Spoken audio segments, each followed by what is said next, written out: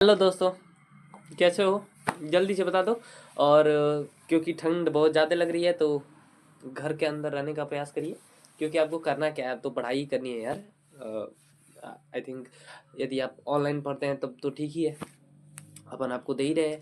और उसके बाद अगर आप ऑफलाइन क्लास करते हैं तो क्लास के बाद आप घर में ही रहिए, क्योंकि ठंडी बहुत ज़्यादा लग रही है। और स्वेटर वेटर पहन के रहिए, ठीक है? तो चलिए, आई रियली होप दैट आप बहुत अच्छे होंगे और आपकी पढ़ाई भी बहुत ही शानदार, बहुत ही लाजवाब तरीके से कर रहे होंगे, ठीक है? तो स्वागत है आपका इस वीडियो में, जिसमें हम लोग अंतिम प्रहार में हिस्ट्री का तो हम लोग कर चुके हैं, लॉन्ग टाइप क्वेश्चन और शॉर्ट टाइप क्वेश्चन। अब बारी है भूगोल की।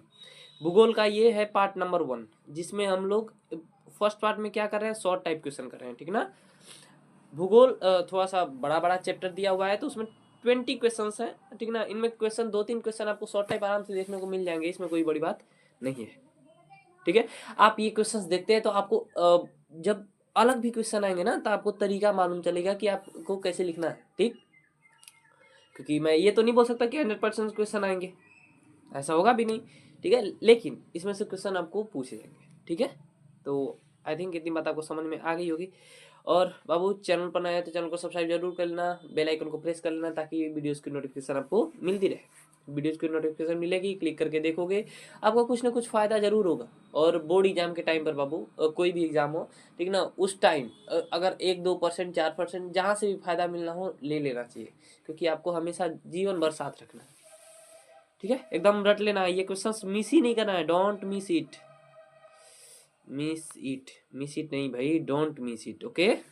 सो चलिए, अपन चलते हैं अपने क्लास की ओर। यदि आपने हिस्ट्री का क्वेश्चंस नहीं देखे हैं तो जरूर देख लीजिएगा, और अंतिम प्रहार के एक भी वीडियोस को आपको मिस नहीं करना है बाबू, एक बात गांठ बांध लो, ठीक है?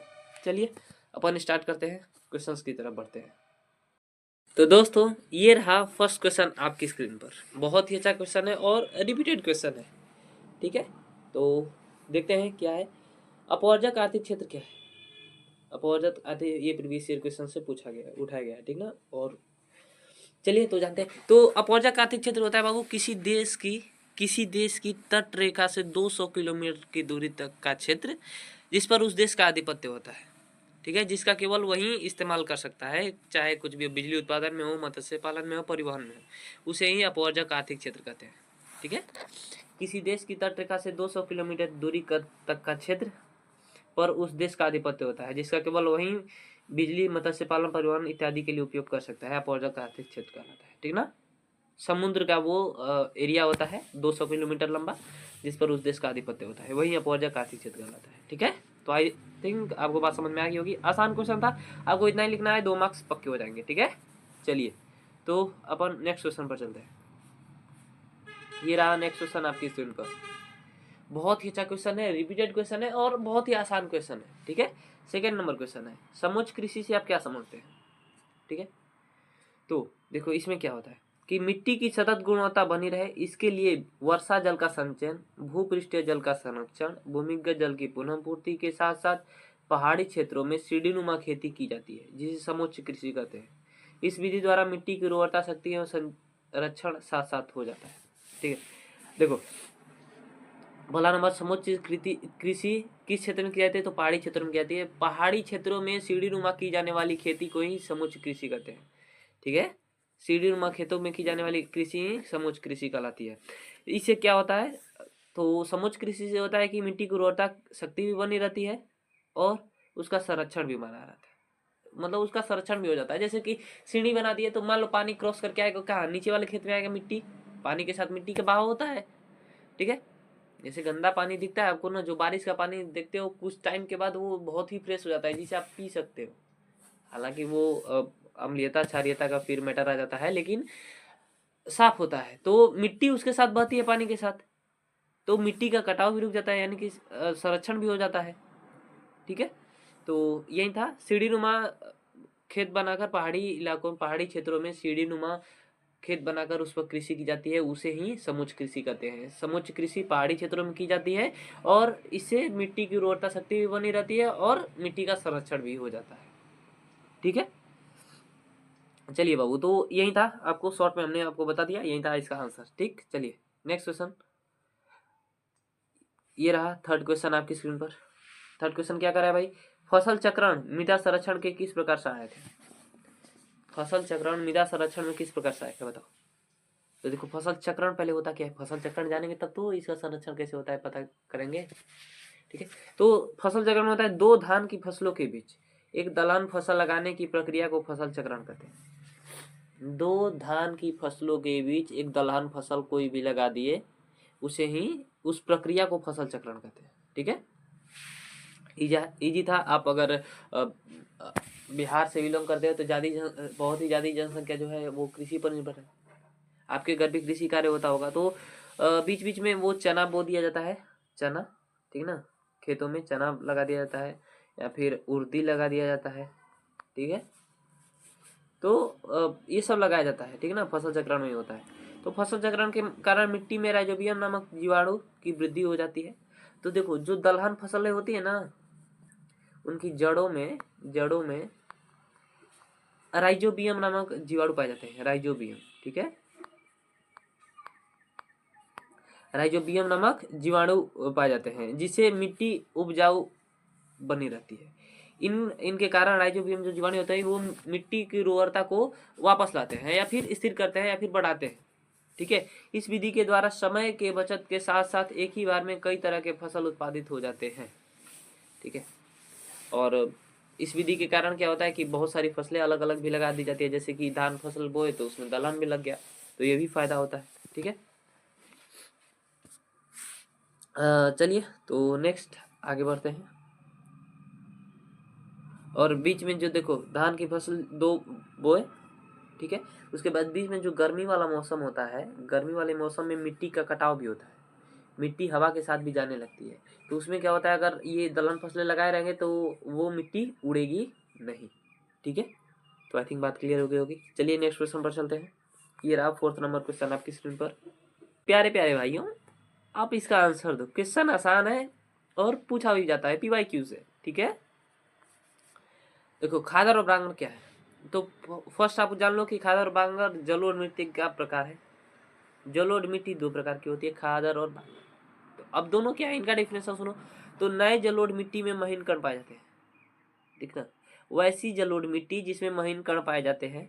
ठीक है, और जो बालू एवं मृतिका का मिश्रण होता है उसे खादर कहते हैं। ठीक है, ये काफी उपजाऊ हो जाते हैं। ओके, कि खादर रेडिंग डालेंगे। ठीक है, उसके बाद नए जलोढ़ मिट्टी में महीन कण पाए जाते हैं जो बालू एवं मृतिका का मिश्रण होता है, ये काफी उपजाऊ होते हैं।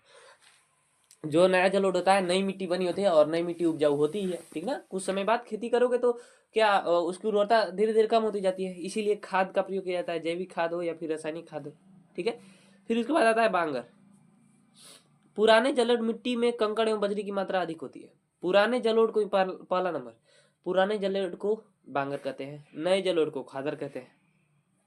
खादर में महीन कण पाए जाते हैं, बांगर में कंकड़ और बजरी की मात्रा अधिक होती है। खादर काफी उपजाऊ होते हैं, बांगर अनुपजाऊ मतलब कि कम उपजाऊ होते हैं। ठीक है, तो ये सारे अंतर आप ऐसे लिख सकते हो। ठीक है, अनुपजाऊ बना देती है जिसे बांगर कहते हैं। ठीक है, चलिए तो आई थिंक आपको बात क्लियर हो गई। नेक्स्ट क्वेश्चन पर चलते हैं बाबू। 5th नंबर क्वेश्चन ये रहा आपके सामने। ठीक है, बहुत ही अच्छा क्वेश्चन है। बताओ बहुउद्देशीय परियोजना से आप क्या समझते हैं। तो देखो बहुउद्देशीय परियोजना यानी बहुउद्देश्य, बहुत सारे उद्देश्य, वैसी योजना जिससे बहुत सारे उद्देश्यों की पूर्ति होती है उसे बहुउद्देशीय परियोजना कहते हैं। ठीक है, मानव अपनी कुशलता क्षमता एवं आधुनिकता के सहारे नदियों के ऊपर बांध बनाकर इसके जल का उपयोग परिवहन सिंचाई बिजली उत्पादन मनोरंजन वन्य जीव संरक्षण बाढ़ नियंत्रण मिट्टी अपरदन पर रोक पर्यटन जैसे आर्थिक सामाजिक आदि कार्यों को संपादित एक साथ करती है जिससे बहुउद्देशीय परियोजना कहते हैं। ठीक है, ठीक है, जैसे बांध क्यों बनाते हैं, बांध से देखो पहला नंबर बिजली उत्पन्न होगी, दूसरा बाढ़ प्रभावित क्षेत्रों से बाढ़ की समस्या खत्म होगी, तीसरा कि जहाँ पर पानी नहीं पहुंच पाता होगा वहां पर उस बाढ़ के उस जो बांध के ऊपर पानी रोका गया है उस पानी को दूसरे रास्ते से वहां पर पहुंचाया जा सकता है। ठीक है, तो ऐसे ये सारी चीजें होती हैं। ठीक, तो बहुउद्देशीय परियोजना का वैसी परियोजना जिससे बहुत सारे उद्देश्यों की पूर्ति होती है उसे बहुउद्देशीय परियोजना कहते हैं। जैसे कि नदियों पर बांध बनाकर उसका जल का उपयोग परिवहन के रूप में किया जाता है, सिंचाई के लिए किया जाता है, बिजली उत्पन्न करने के लिए किया जाता है और वन्य जीव संरक्षण बाढ़ नियंत्रण मिट्टी का संरक्षण रोकने इत्यादि के लिए किया जाता है। और बांध बनाने पर पर्यटक भी वहाँ पर आते हैं। तो ये सारे उद्देश्य हैं, ठीक ना। आप समझ लीजिएगा इसको कैसे आपको लिखना है, ठीक। चलिए नेक्स्ट क्वेश्चन पर चलते हैं। बहुउद्देशीय परियोजना क्या है, आपको बात समझ में आ गई होगी। ये रहा 6 नंबर क्वेश्चन आपकी स्क्रीन पर, ठीक है। अंतरराज्यीय जल विवाद के क्या कारण है। अंतरराज्यीय जल विवाद, अंतरराज्यीय मतलब राज्यों के बीच, जल विवाद मतलब जल के लिए विवाद, ठीक है। तो देखो होता क्या है कि अगर मान लो कि जो नदी है वो 3 राज्यों से होकर बह रही है। यहाँ पर आ गया बिहार, यहाँ पर आ गया यूपी, यहाँ पर झारखंड कर लो, ठीक है ना। मतलब ऐसे समझने के लिए बात समझो। यहाँ से नदी होती जा रही है, तो अगर बिहार यहाँ पर अपने लिए बांध बना लेता है तो ये उस पानी का फायदा तो ये केवल यही उठा लेगा बिहार। तो आगे जो राज्य है तो वो बोलेंगे ना भाई हमारे पास पानी ही नहीं आ रहा, तो हम बिजली इससे उत्पन्न कहाँ से करेंगे, हमारे पास पानी ही नहीं है तो हम सिंचाई कैसे करेंगे। समस्या आती है। तो यही जल विवाद होता है। तो इसको लिखेंगे कैसे, आइए वो देखते हैं। किसी विशेष नदी का जल 2 या 2 से अधिक राज्यों से होकर जब बहती है तो इन राज्यों के नदी के जल के उपयोग हेतु आपस में मतभेद या युद्ध होता रहता है, जिसे अंतरराज्यीय जल विवाद किसे कहते हैं। तो जल विवाद किसे कहते हैं, तो जब कोई किसी विशेष नदी का जल 2 या 2 से अधिक राज्यों से होकर गुजरता है तो इन राज्यों में नदी के पानी के उपयोग को लेकर आपस में विवाद होता है, मतभेद होता है, उसे ही अंतरराज्यीय जल विवाद कहते हैं। जैसे नर्मदा एवं इसके सहायक नदियों के पानी को लेकर कुल 4 राज्यों राजस्थान, गुजरात, मध्य प्रदेश, महाराष्ट्र में जल उपयोग को लेकर सहमति नहीं बन पाई और विवाद शुरू हो गया था। नर्मदा नदी जो 4 राज्यों से होकर गुजरती है, इसकी सहायक नदियों के साथ राजस्थान, गुजरात, मध्य प्रदेश, महाराष्ट्र, तो क्या है ना कि इन चारों राज्यों में सहमति नहीं बन पाई, ठीक। और इसके कारण इनमें विवाद शुरू हो गया। और इस विवाद को से बचने के लिए 1969 में न्याय प्राधिकरण या फिर जल विवाद न्याय प्राधिकरण की स्थापना की गई। जल विवाद को खत्म करने के लिए एक संस्था आयोजित की गई, ठीक ना। चलिए तो आपको आई थिंक बात समझ में आ गई होगी। अंतरराज्यीय जल विवाद क्या है, तो जो नदी एक 2 या 2 से अधिक राज्यों से होकर गुजरती है तो उसके जल को उपयोग को लेकर विवाद होता है, उसे ही अंतरराज्यीय जल विवाद कहते हैं, ठीक है। चलिए नेक्स्ट क्वेश्चन पर चलते हैं। अभी 6 क्वेश्चन हुए, 20 क्वेश्चन अपन को करने हैं, ओके। चलो से जल संकट क्या है, तो जल की अनुपस्थिति ही जल संकट है। ऐसे आप जनरली समझ सकते हो कि जल हमारे पास उपयोग के लिए नहीं रहेगा, पीने के लिए जल नहीं रहेगा, हमको स्नान करने के लिए, भोजन बनाने के लिए अगर जल नहीं रहेगा तो वही जल संकट है, ठीक। देखिए स्वीडन के जल विशेषज्ञ फॉल्कर मार्क के अनुसार किसी भी देश अथवा प्रांत में प्रतिदिन व्यक्ति 1000 घन मीटर जल की आवश्यकता होती है। 1000 घन मीटर जल की आवश्यकता होती है प्रतिदिन एक व्यक्ति को, किसी भी देश में या राज्य में, ठीक है। इससे कम जल की उपलब्धता को जल संकट कहते हैं। स्वीडन के जो जल विशेषज्ञ फॉल्कर मार्क थे उनके अनुसार अगर किसी देश में प्रति व्यक्ति जल का मतलब जल 1000 घन मीटर नहीं उपस्थित है, प्रेजेंट नहीं है, तो वहां पर जल संकट है, ठीक है। वर्तमान भारत में प्रति व्यक्ति 1300 घन मीटर जल की उपलब्धता है। भारत में 1300 घन मीटर जल की उपलब्धता है, तो भारत जल संकट के अंतर्गत नहीं है। जहां पर भी प्रति व्यक्ति जल की उपलब्धता 1000 घन मीटर से कम होगी उस देश में जल संकट है, ठीक है। जल पीने के साथ साथ और भी बहुत सारे कामों में उपयोग किया जाता है। जैसे वर्तमान समय में भारत में कुल विद्युत का लगभग 22% हिस्सा जल विद्युत से प्राप्त होता है। बहुत सारे यूजेस है भाई, ठीक है। फैक्ट्रीज में भी होते हैं, तो इसके यूज बहुत सारे हैं, ओके। तो आई थिंक आपको बात समझ में आ गई कि स्वीडन के जल विशेषज्ञ फॉल्कर मार्क के अनुसार किसी देश या प्रांत में प्रतिदिन एक व्यक्ति को 1000 घन मीटर की आवश्यकता होती है और इससे कम जल की उपलब्धता जल संकट कहलाती है, ठीक है। वर्तमान में भारत का प्रति व्यक्ति 1300 घन मीटर जल की उपलब्धता है। इतना भी लिख दोगे आप, इतना भी अगर लिख देते हो आपका चलेगा, ठीक है ना। 2 नंबर आपको मिल जाएंगे, कोई दिक्कत नहीं है, ठीक है। चलिए नेक्स्ट क्वेश्चन बाबू, 8 नंबर क्वेश्चन। ये I think long time question है क्या, ठीक है।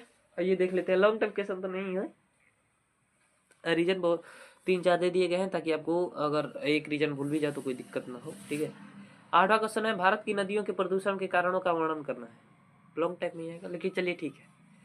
भारत में जो नदियां हैं उनमें प्रदूषण क्यों होता है, तो भारत नदियों का देश कहा जाता है। बहुत सारी नदियां हैं भारत में, प्राचीन काल से वर्तमान काल तक बहुत सारी नदियां सदावाहिनी है, यानी कि जो बहुत पहले से बहती आ रही है और अभी कभी उसका पानी सूखा नहीं है। परंतु सभ्यता और संस्कृति के आधुनिकीकरण के कारण हमारे देश में कई प्रकार के प्रदूषणों का स्वरूप बढ़ा है। और आधुनिकीकरण, उद्योगों का विकास से कई प्रकार का प्रदूषण बढ़ा है, जैसे कि फैक्ट्री से निकलने वाला जल से जल प्रदूषण फैलता है, ठीक है।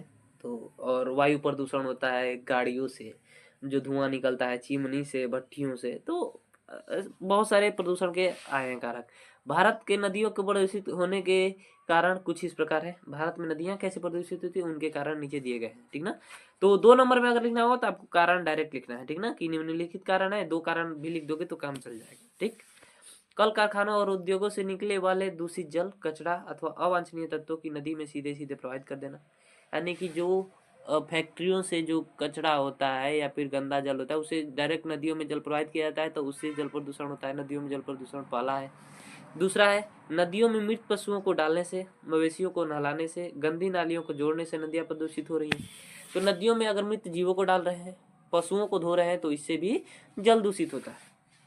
तीसरा है, अत्यधिक उर्वरक का प्रयोग करने से वर्षा जल उर्वरकों का साथ लेकर नदी में समाहित हो जाते हैं, जिससे वह विषैली भी हो जाती है।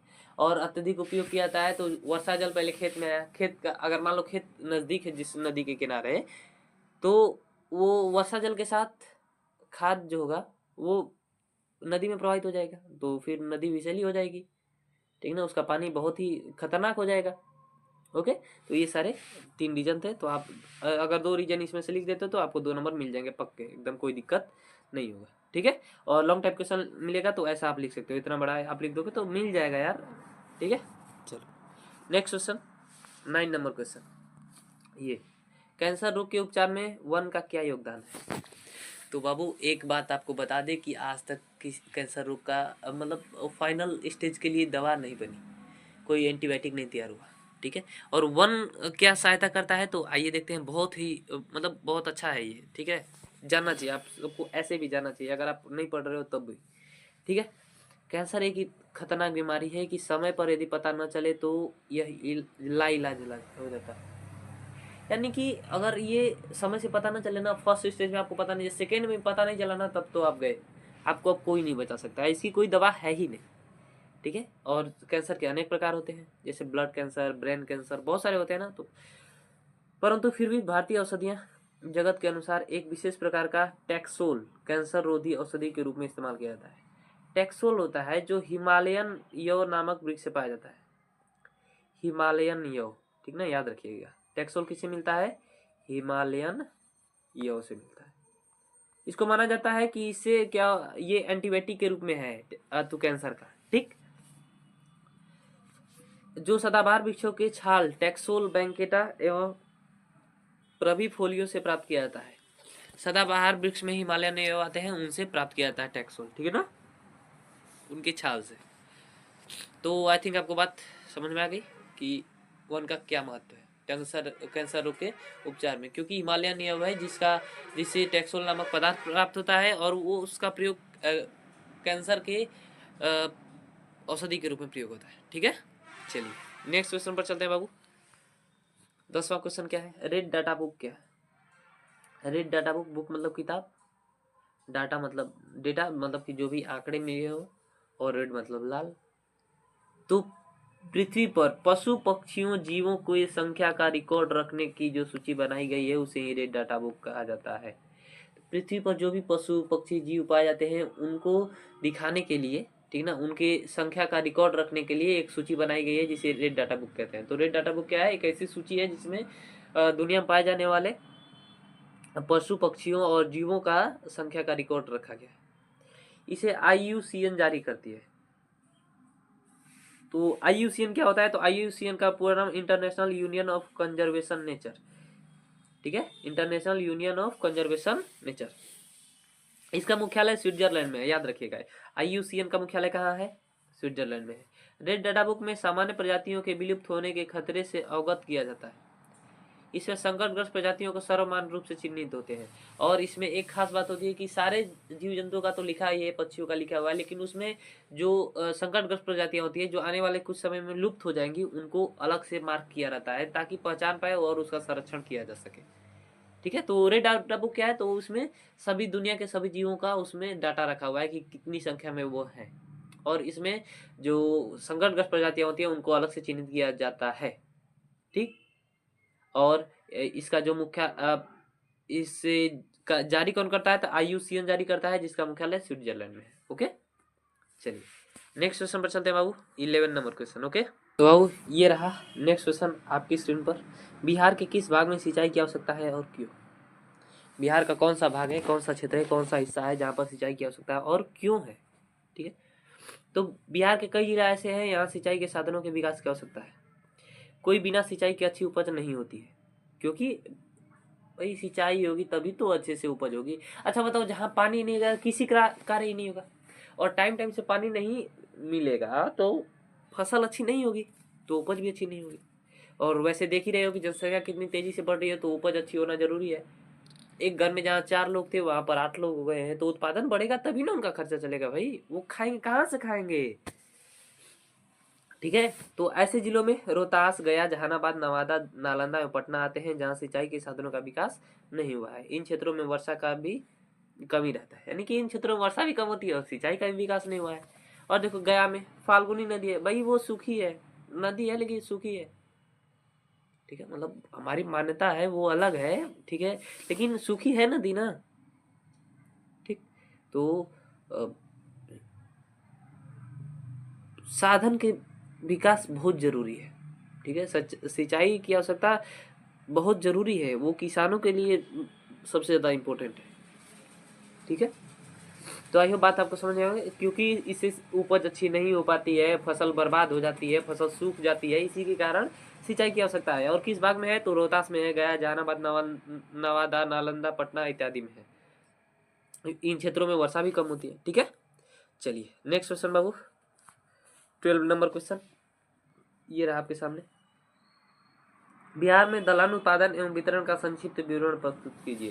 यानी कि दलहन का उत्पादन कहाँ कहाँ होता है, कौन कौन सा होता है, और फिर उनका वितरण कहाँ कहाँ होता है। ठीक है, तो बिहार में दलहन फसल में चना, मसूर, खेसारी, मटर, मूंग, अरहर, उड़द तथा करूथी प्रमुख है। ये खेसारी कौन है भाई, धनी बता दो तो, आप लोग के तो फेवरेट एक्टर होंगे भाई। ठीक है, सुपरस्टार खेसारी लाल यादव। ठीक ना, चलिए बिहार में दलहन फसल में चना, मसूर, खेसारी, मटर, मूंग, अरहर, उड़द, कुर्थी, ठीक है, ये प्रमुख है, ये सारे इम्पोर्टेंट मतलब जरूरी है भाई, और अच्छी है फसलें। चना, मसूर, खेसारी एवं मटर रबी दलहन फसलें हैं, रबी दलहन फसलें। चलिए, तो यहीं से एक क्वेश्चन आता है कि रबी फसल कब लगाई जाती है, आपको कमेंट करना है, एकदम आग लगा देना है, कब लगाई जाती है रबी फसल। तथा अरहर तथा मूंग खरीफ फसलें हैं, खरीफ फसलें हैं। ठीक है, दलहन उत्पादन में पटना प्रथम स्थान पर है और औरंगाबाद और कैमूर द्वितीय और तृतीय स्थान पर है। जो दलहन का उत्पादन है, ये सारी दालें जो है इनके उत्पादन में पटना प्रथम पर है, और औरंगाबाद, कैमूर, अपन का कैमूर भी आता है। ठीक है, तो खुश हो जाओ, कैमूर भी उसमें आता है। कैमूर में सच में बहुत ज्यादा पेड़ पौधे हैं। ठीक है, तो पटना में सबसे ज्यादा उत्पादन होता है, औरंगाबाद, कैमूर में द्वितीय और तृतीय स्थान पर है। तृतीय स्थान पर कैमूर है, कैमूर अपना द्वितीय स्थान पर है, दूसरे पर औरंगाबाद है। ठीक है, तो यही था छोटा सा 2 नंबर का क्वेश्चन है, तो बाबू कितना लिखोगे, इतना इनफ है, इनफ इनफ। ओके, चलो नेक्स्ट क्वेश्चन 13 नंबर क्वेश्चन पर चलते हैं। ये रहा 13 नंबर क्वेश्चन। भारत की निर्यात एवं आयात वाली वस्तुओं का उल्लेख कीजिए। कौन कौन सी वस्तुएं जो भारत आयात करता है और निर्यात करना है, आपको बताना है बस, उसमें और ज्यादा कुछ करना नहीं है। तो देखो, भारत की निर्यात वाली वस्तुएं जो बाहर भेजी जाती है भारत से, और जो भारत में लाई जाती है, जो देश के बाहर भेजी जाती है उसे निर्यात कहते हैं, एक्सपोर्ट उसको बोलते हैं, एक्सपोर्ट। ठीक ना, और जो बाहर से लाई जाती है अपने देश में उसे बोलते हैं इम्पोर्ट, IMPORT। ठीक ना, इम्पोर्ट मतलब आयात, आयात। ठीक है, और इसका मतलब होता है निर्यात। आई थिंक बात समझ में आ गई होगी। ओके, चलिए तो आगे बढ़ते हैं। भारत की निर्यात वाली वस्तुएं, भारत से निर्यात की जाने वाली वस्तुओं में इंजीनियरिंग का सामान, पेट्रोलियम उत्पाद, रत्न और आभूषण, रसायन एवं संबंध उत्पाद, अयस्क एवं खनिज तथा सामान शामिल है। ठीक है ना, ये सारी चीजें भेजी जाती है। तो आयात क्या होती है वस्तुएं, तो आयात की जाने वाली वस्तुएं पेट्रोलियम एवं संबंधित उत्पाद, मशीनरी, इलेक्ट्रॉनिक सामान, सोना और चांदी, उर्वरक, रसायन, अलौह धातु इत्यादि। ठीक है, तो जो चीजें भेजी जाती है वो चीजें खरीदी भेजी जाती हैं। ठीक है, मतलब उसी के प्रकार में, जैसे कि पेट्रोलियम उत्पाद बेचा भी जाता है, पेट्रोलियम उत्पाद खरीदा भी जाता है। इलेक्ट्रॉनिक सामान खरीदे जाते हैं, सोना और चांदी खरीदा जाता है। देखो यहाँ पर रत्न और आभूषण दिए जाते हैं तो लिए भी जाते हैं, जो नहीं है वो लिया जाएगा, जो ज़्यादा है वो दिया जाएगा। ठीक है, चलिए नेक्स्ट क्वेश्चन बाबू, 14 नंबर क्वेश्चन, आसान था वो क्वेश्चन। 14 नंबर क्वेश्चन पर आते हैं, ये सही क्वेश्चन है। उपभोक्ता उद्योग से आप क्या समझते हैं? ठीक है, तो वैसा उद्योग जो दूसरे लोगों के लिए होता है, ठीक ना, जिसमें उत्पादन दूसरे व्यक्ति को ध्यान में रख के किया जाता है, उसे उपभोक्ता उद्योग कहते हैं। जिस उद्योग का संबंध उपभोक्ता से होता है, यानी कि हम बनाए, कोई हमसे खरीद कर यूज कर रहा है उसका, ठीक है, तथा वह उपयोगी वस्तुएं बनाता है, जिसे उपभोक्ता उद्योग कहा जाता है। जिस उद्योग का संबंध उपभोक्ता से होता है और वह उपयोगी वस्तुएं बनाता है जो उपयोग के योग्य हैं उपभोक्ता के, उसे ही उपभोक्ता उद्योग कहते हैं। इसमें विशेष रूप से गृह उपयोगी वस्तुओं का उत्पादन होता है, जैसे कागज उद्योग, दंत मंजन, चाय, चीनी, सीमेंट, पंखा उद्योग सारे हैं, ठीक ना। मतलब कि आम जनता के लिए उपयोग के लिए जाते हैं। अब कागज बना, कंपनी वाला बना रहा है तो कंपनी वाला खुद है तो मान लो यूज कर रहा है, लेकिन दूसरे को ध्यान में रख के कर रहा है ना। चीनी बन रहा है तो चीनी मिल वाला पूरा अपने यूज कर लेगा? नहीं ना, हमारे लिए बना रहा है, ठीक है। तो ये उपभोक्ता उद्योग है। वैसे उद्योग जो किसी उपभोक्ता के लिए बनाए जाते हैं, सीधी सी बात, एक लाइन की बात, ठीक है, उसके उपयोग योग्य वस्तुएं बनाई जाती है। ठीक, तो आई थिंक बात समझ में आ गई। पंखा का हवा कौन लेता है? हम लोग लेते हैं कि वो कंपनियां वाला लेता है, लेकिन टारगेट कौन होता है? हम ही लोग होते हैं ना, कि हम लोग खरीदेंगे तभी तो वो बनाता है। ठीक है, चलिए आपको इतनी समझाने की जरूरत नहीं है, आप समझदार लोग हैं, ठीक है, आप लोग समझ गए होंगे आगे बात को मेरी। चलिए आसान क्वेश्चन था, नेक्स्ट क्वेश्चन पर चलते हैं। 15 नंबर क्वेश्चन ये आता है भाई, इसको मोस्ट इंपोर्टेंट, इसमें भी मोस्ट इंपोर्टेंट डालो, ठीक ना। 2 नंबर में पूछेगा ये, व्यापारिक कृषि और निर्वाहक कृषि में क्या अंतर है? देखो, जब भी अंतर पूछेगा तो उसको हेडिंग डालो, उसके बारे उसका डेफिनेशन लिखो, जो भी टॉपिक दिया है, और उसका उदाहरण लिख दो। फिर नेक्स्ट वाला जो है उसका हेडिंग डालो, परिभाषा लिखो, उदाहरण लिख दो, बस अंतर 2 नंबर का क्लियर हो जाएगा। ठीक है, 2 नंबर की मिल जाएगा। जैसे यहाँ पर देखो, व्यापारिक कृषि में क्या किया गया है 15 नंबर क्वेश्चन में, वैसी कृषि जिसका उत्पादन व्यापार के दृष्टिकोण से होता है, मतलब उसका उत्पादन होता ही है व्यापार के लिए, उसे व्यापारिक कृषि कहते हैं। जैसे चाय, कॉफी, रबर, इसमें किसान नए नए तकनीक का प्रयोग कर फसल का उत्पादन करते हैं, ठीक ना। व्यापारिक कृषि में फसल का उत्पादन व्यापार के दृष्टिकोण से होता है, जैसे चाय, कॉफी, ठीक है। अब कोई लगाएगा तो अपने पीने के लिए, कि मतलब दूसरे को बेचने के लिए, वो उपयोग करेगा हालांकि, लेकिन टारगेट कौन है? दूसरा कोई है, ठीक है, मतलब व्यापार के लिए कि उससे हमको अर्निंग होगी। नेक्स्ट है निर्वाह कृषि, वैसा कृषि जो जीवन निर्वाह के लिए किया जाता है, निर्वाह कृषि कहलाता है। इसमें पूंजी का अभाव तथा किसानों की स्थिति दयनीय होता है। इसमें देखो पूंजी का अभाव भी होता है, ठीक है, तो जीवन निर्वाह के लिए केवल कृषि करता है, और किसानों की स्थिति दयनीय होती है। जब उत्पादन एक्स्ट्रा नहीं होगा, अगर उसको बेचेगा नहीं तो कैसे वो पैसे कहाँ से अर्न होंगे? उसके पास जो अन्न है उसी को खाकर जीवन यापन करना होगा, उसी में गुजारा करना होगा, तो इसका नाम ही है जीवन निर्वाह कृषि, ठीक है। जैसे गेहूँ, धान, मक्का, तो लोग अपने खाने के लिए करते हैं, ठीक है। जिसके पास उन्नत बीज है तो वो उनका इस्तेमाल करके ज़्यादा उत्पादन करते हैं। तो कुछ अगर आपके गांव में भी आप देखते होंगे तो जिनका खेत ज़्यादा है, जो खाद वाद दे सकने में सक्षम है, वो उत्पादन करके बेच भी देते हैं, जिससे पैसे भी मिल जाते हैं, और घर में उपयोग के लिए धान गेहूँ भी हो जाता है। तो ये आप भाई अपन गांव के रहने वाले लोग हैं, हम लोग गांव के रहने वाले लोग हैं, तो हम अपन ये देख रहे हैं, सारी चीज़ें प्रैक्टिकल है, ठीक है। इसमें ज़्यादा कोई टेंशन लेने वाली बात नहीं है, ये सारी चीज़ें आसान है। व्यापारिक कृषि, व्यापार के दृष्टिकोण से होने वाली कृषि व्यापारिक कृषि, जैसे चाय, कॉफ़ी, और निर्वाह कृषि जीवन निर्वाह के लिए की जाने वाली कृषि को निर्वाह कृषि कहते हैं, जैसे धान, गेहूँ, मक्का इत्यादि, ठीक है, बहुत सारी हो सकती है। चलो नेक्स्ट क्वेश्चन, 16 नंबर क्वेश्चन, श्वेत क्रांति या ऑपरेशन फ्लड क्या है? 2 नंबर में आएगा भाई, इसको लिख लो, एकदम आएगा, ऐसे क्वेश्चन पूछे जाते हैं, ठीक है। श्वेत क्रांति क्या है या ऑपरेशन फ्लड क्या है? तो आपको कोई भी दे सकता है ऑपरेशन फ्लड क्या है या फिर श्वेत क्रांति क्या है, तो आपको पता होना चाहिए दोनों। ये दूध क्रांति या ऑपरेशन फ्लड भारत की योजना है, जिससे कि भारत में दूध की कमी को दूर किया जा सके। देखो, ऑपरेशन फ्लड आया था ना, जो दूध की कमी हो रही थी, तो दूध की कमी को दूर करने के लिए आया था, ठीक है। भारत में दूध की कमी को दूर किया जा सके, इसलिए ऑपरेशन फ्लड आया था। इसे श्वेत क्रांति भी कहते हैं। इसकी शुरुआत 1970 13 जनवरी 1970 को हुई थी। भारत में श्वेत क्रांति का जनक कुरियन को कहा जाता है, ठीक ना। ये कुरियन जो है उनको इसका जनक कहा जाता है, किसका? श्वेत क्रांति का, ऑपरेशन फ्लड का, ठीक है। अब कब स्टार्ट हुआ था? 13 जनवरी 1970 में। ओके, सो आई थिंक आपको बात समझ में आ गई होगी। ऑपरेशन फ्लड किसके लिए था? तो दूध के लिए, उत्पादन के लिए था, क्योंकि दूध का उत्पादन कम हो रहा था। ठीक, इसके लिए था, इसकी कमी को दूर किया जा सके। ओके, इसकी शुरुआत 13 जनवरी 1970 में हुई थी। और श्वेत क्रांति का जनक और इससे कहा जाता है कुरियन को कहा जाता है। ठीक, आई थिंक आसान था, याद हो गया होगा आपको बात। ठीक है, क्लास में याद करना है क्या ट्राई करिए बाबू, क्योंकि आपके पास समय नहीं है, 30 दिन का समय, क्या क्या याद करोगे यार घर पर? इतना टाइम दे रहे हो तो याद कर लो ना। हम इतनी बार बोल रहे हैं, आपको बार बार रिवाइज हो रहा है, तो याद हो जाना चाहिए यहीं पर। ठीक है, हार्श रियलिटी है भाई, अगर नहीं याद हो रहा है तो कुछ तो गड़बड़ है। आप कंसंट्रेट नहीं कर रहे हो या फिर केवल टाइम पास के लिए आप देख रहे हो, तो ऐसे नहीं होता है बाबू। आप चीट कर रहे हो खुद को, अपने माता पिता को। ठीक है, चलो चलिए, एकदम एकदम गर्दा उखाड़ देना है। 17 नंबर क्वेश्चन है, एकदम गर्दा उखाड़ देना है बोर्ड एग्जाम में। ठीक है, खनिजों के संरक्षण के उपाय सुझाएं। खनिजों का संरक्षण कैसे किया जा सकता है? आप अपने से खुद से बता सकते हो। ये सारे देखो, दो चीजें हम बता दे रहे हैं। एक हो गया जियोग्राफी और सिविक्स। इनके क्वेश्चन ऐसे आएंगे कि आपको लगेगा क्वेश्चन आ रहा है। यदि थोड़ी सी भी टर्मिनोलॉजी जानते होंगे तो आप, अगर 2 नंबर का क्वेश्चन है तो 1 या 1.5 मार्क्स आप पा सकते हैं, आराम से पा सकते हैं। बिल्कुल निश्चिंत रहना है इन 2 सब्जेक्ट्स के लिए। हाँ, अर्थशास्त्र और इतिहास में कुछ कुछ पॉइंट्स याद करने पड़ते हैं।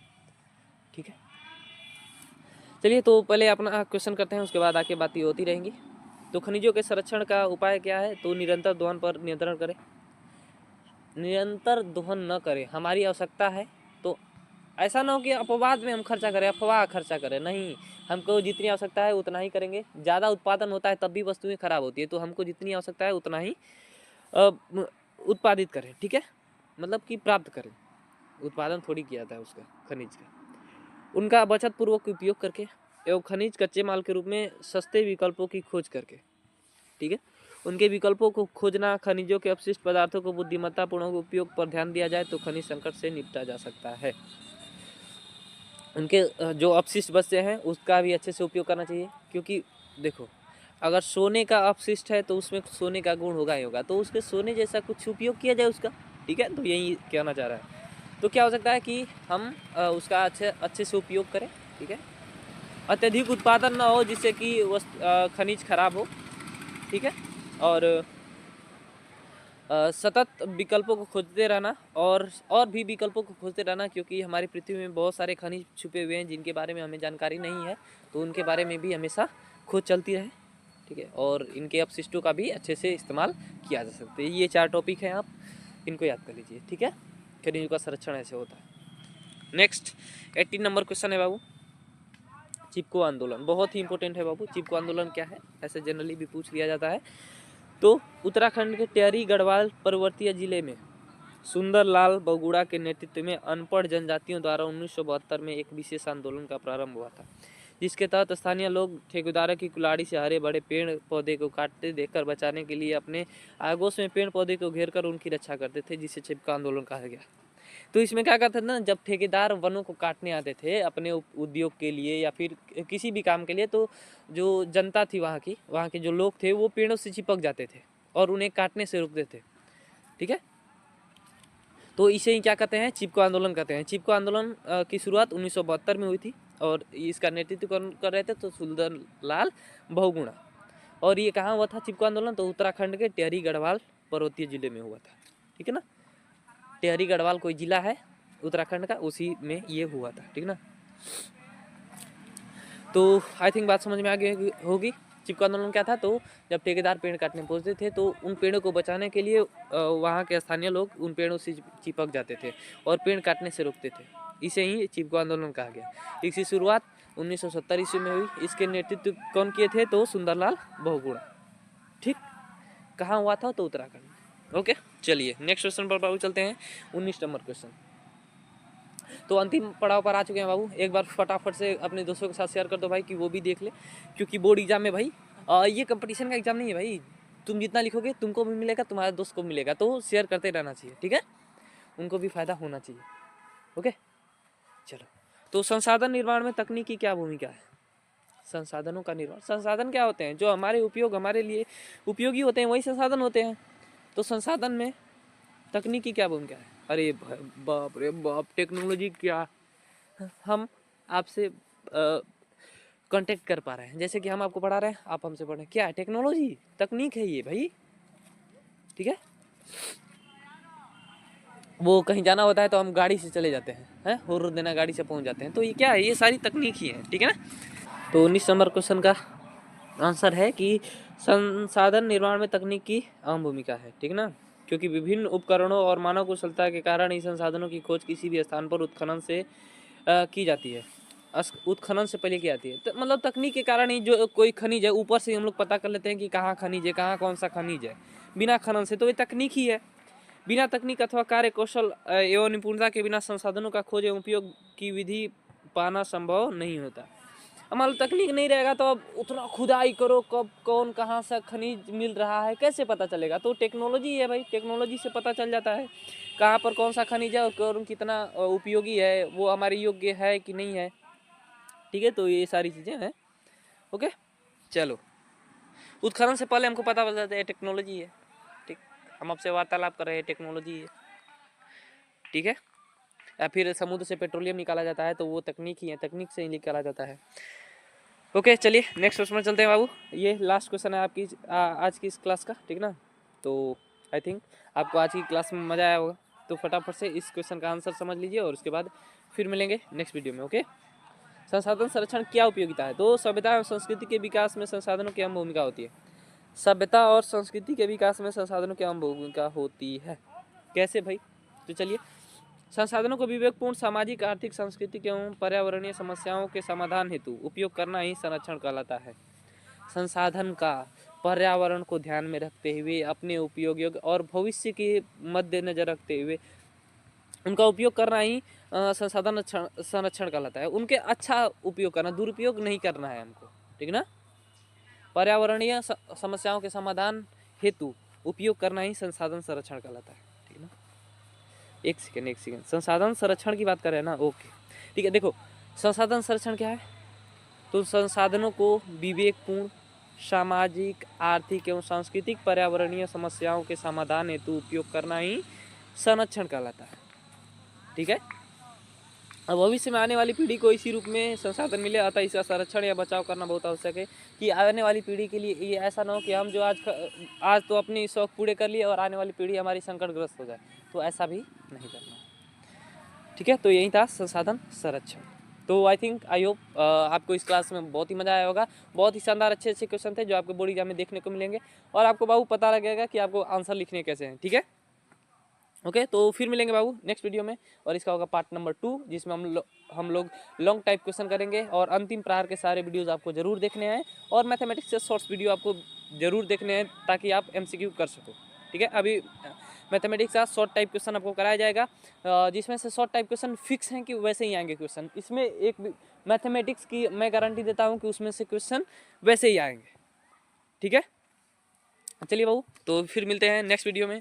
ख्याल रखिएगा और पढ़ाई करते रहिए बाबू। 1 महीना समय है, एकदम आग लगा दो, झोंक दो पूरा अपना, जितना 100% देना हो 200% दो, ठीक है ना। क्योंकि अपन को ऐसा कर देना है कि सामने वाला दंग रह जाए, उसकी आंखें फटी की पटी रह जाए, मुंह खुला का खुला रह जाए, जिसमें मक्खी घुस जाए ठीक है, चलिए, ओके।